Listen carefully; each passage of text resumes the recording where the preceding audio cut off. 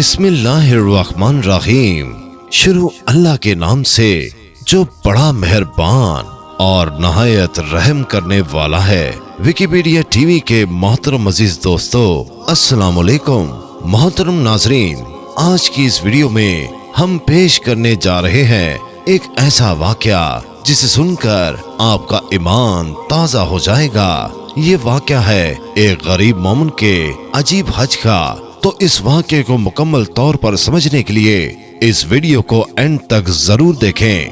मोहतरम नाजरीन, पुराने वक्तों की बात है। इराक के एक शख्स ने हज का इरादा किया, जिसके लिए उसने दिन रात मेहनत मजदूरी करके हज के लिए उसने रकम जमा की। आज के दौर की तरह उस वक्त भी लोग काफिले की सूरत में रवाना होते थे। काफिले के अफराद को जमा करने के लिए एक इंतजार गाह बनाई गई थी, जो उसके घर से कुछ ही दूर थी। रवानगी के रोज ये शख्स घर वालों से विदा लेकर निकलने लगा। उभरते जज्बात में सबके आंसू निकल आए और सबने उसे दुआओं और नेक ख्वाहिशात के साथ रुखसत किया। उस शख्स के घर और इंतजार गाह के दरमियान एक जंगल पड़ता था। ये शख्स तेज तेज कदम उठाता जा रहा था कि जंगल से कुछ पहले एक घर से अचानक एक खातून और बच्चों के रोने की आवाज ने उसे चौंका दिया। उन आवाजों में इतना दर्द था कि उससे रहा नहीं गया। वो घर के करीब जाकर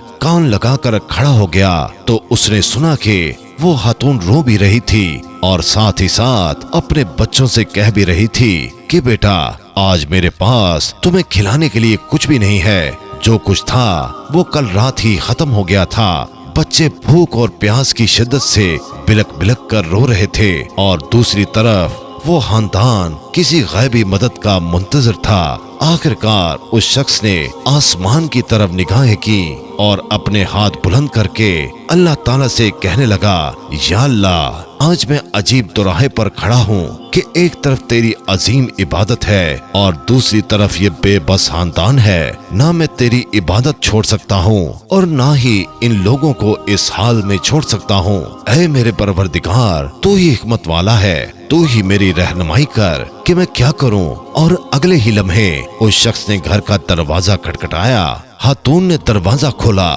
तो ये शख्स बोला, बीबी, मैं नहीं जानता कि तुम लोग कौन हो। मैं बस इधर से गुजर रहा था तो तुम्हारे रोने की आवाज ने मुझे रुकने पर मजबूर कर दिया। मैंने तुम्हारी सारी बातें सुन ली हैं। ये लो, मेरे पास कुछ पैसे और खाने की चीजें हैं, इनसे अपने और अपने बच्चों के खाने पीने का बंदोबस्त कर लो। वो खातून अपने जज्बात पर काबू न रख सकी और रोते हुए बोली, ऐ अजनबी, पिछले दिनों मेरे शौहर का इंतकाल हो गया था, तभी से हम पर मुसीबतों के पहाड़ टूट पड़े हैं। आपकी बहुत बहुत मेहरबानी जो आपने हम गरीबों पर इतना रहम किया। अल्लाह आपकी दिली मुराद पूरी करे। हज से ज्यादा उस शख्स की दिली मुराद क्या होगी। लेकिन हज पर जाने के लिए जो सरमाया चाहिए था वो तो उसने राह खुदा पर कुर्बान कर दिया था। ये शख्स ना घर वापस जा सकता था कि घर वाले क्या सोचेंगे कि हज किए बगैर वापस आ गया। चुनाचे वो शख्स जंगल में छुप कर बैठ गया और हज के दिनों के गुजरने का इंतजार करने लगा। कुछ दिनों बाद जब हज के दिन गुजर गए और काफिले के लोग जंगल के रास्ते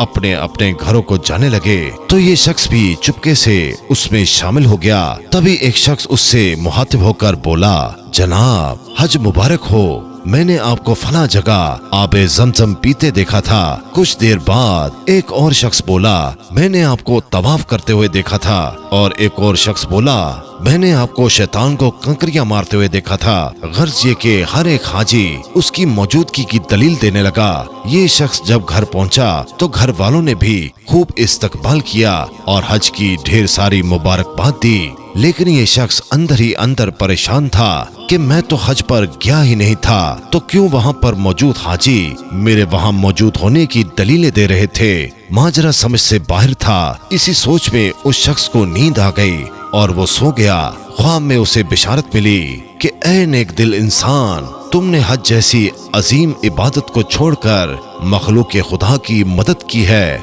उसके बदले में अल्लाह ताला ने तुम्हारी शक्ल के एक फरिश्ते को तुम्हारी जगह भेजा और यही नहीं बल्कि फरिश्ते के हज का सारा स्वाब भी तुझे ही मिलेगा।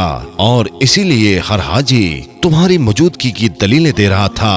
तो दोस्तों कहते हैं कि अल्लाह ताला नीयत को देखता है, बेशक अमल का दारोमदार नीयत पर है। अल्लाह ताला हम सबको नेक अमल करने और मखलूक खुदा की खिदमत करने की तौफीक अता फरमाए। आमीन सुम आमीन।